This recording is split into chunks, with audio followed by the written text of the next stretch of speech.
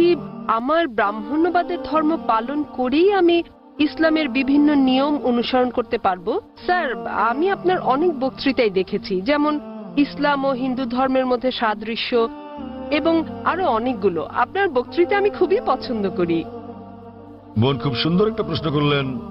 তিনি বললেন যে তিনি ব্রাহ্মণিজমের একজন একনিষ্ঠ অনুসারী, কিন্তু তিনি ইসলামের বিভিন্ন বিষয় পছন্দ করেন। তার প্রশ্ন হচ্ছে যে তিনি কি ইসলামের এই সব বিষয় অনুসরণ করতে পারেন এবং একই সাথে তারা ব্রাহ্মণিজম চর্চা করতে পারেন। তিনি আমার অনেক লেকচার দেখেছেন এবং অনেকটা পছন্দ করেন। বোন, প্রথমে আপনাকে বলি যে ইসলাম বা মুসলমান হওয়া কোনো উপাধি নয়। ইসলাম আবিধানিকভাবে বোঝায় শান্তি, যা পাওয়া যায় নিজেকে আল্লাহর কাছে সমর্পণ করে। আসসালামু আলাইকুম বন্ধুরা, আজকে আমরা দজাকির নায়কের মুখ থেকে জানব কুরআনের ব্যাকরণ নিয়ে একটি চমৎকার প্রশ্নের উত্তর। ভিডিওটি শেষ পর্যন্ত দেখুন, আশা করি অনেক কিছু জানতে পারবেন। নাম হলে মুসলমান হওয়া যায় না, বা ফাতিমা, আয়েশা, এইসব নামগুলো আপনাকে মুসলিম বানাবে না। মুসলমান মানে যে তার ইচ্ছা অনিচ্ছাকে আল্লাহর কাছে সমর্পণ করে। তো প্রথমেই খুঁজে বের করতে হবে আপনাকে মহান আল্লাহর আদেশ কি। বোন বলেছেন যে তিনি ব্রাহ্মণিজমের একজন একনিষ্ঠ অনুসারী এবং তিনি ইসলামেরও বিভিন্ন বিষয় পছন্দ করেন। আসসালামু আলাইকুম বন্ধুরা, আজকে আমরা দজাকির নায়কের মুখ থেকে জানব কুরআনের ব্যাকরণ নিয়ে একটি চমৎকার প্রশ্নের উত্তর।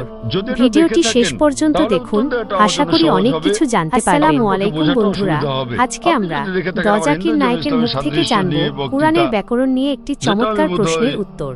ভিডিওটি শেষ পর্যন্ত দেখুন, আশা করি অনেক কিছু জানতে পারবেন। দিয়েছিলাম ইসলাম ও হিন্দু ধর্মের মধ্যে সাদৃশ্য। বোন, আপনি যদি ভেবে দেখেন, এমনকি যদি হিন্দু ধর্মের বইগুলো পড়ে থাকেন, হিন্দু ধর্মগ্রন্থগুলো বলে যে নিজের ইচ্ছাকে ঈশ্বরের কাছে সমর্পণ করবেন। কিন্তু আমি যেটা বললাম যে সময়ের সাথে সাথে পূর্বের সকল ধর্মগ্রন্থ আগের মতো অবিকৃত অবস্থায় নেই। সেগুলো বিকৃতি এসেছে, জালিয়াতি হয়েছে, দুর্নীতি ঘটেছে। বেশিরভাগ পণ্ডিতগণই এই ধর্মগুলোর বিষয়ে, হোক সেটা হিন্দুইজম অথবা হোক খ্রিস্টানিজম। আসসালামু আলাইকুম বন্ধুরা, আজকে আমরা দজাকির নায়কের মুখ থেকে জানব কুরআনের ব্যাকরণ নিয়ে একটি চমৎকার প্রশ্নের উত্তর। ভিডিওটি শেষ পর্যন্ত দেখুন, আশা করি অনেক কিছু জানতে পারবেন। তাদের ধর্মগ্রন্থগুলো অবিকৃত রূপে সংরক্ষিত নেই। আর আপনি যদি আমার বক্তৃতা শুনে থাকেন, আমি শুরুতে যা বলেছিলাম, মহাভারত অর্জুনের পিতামহ কর্তৃক বর্ণিত, এতে আছে ৮,০০০ শ্লোক।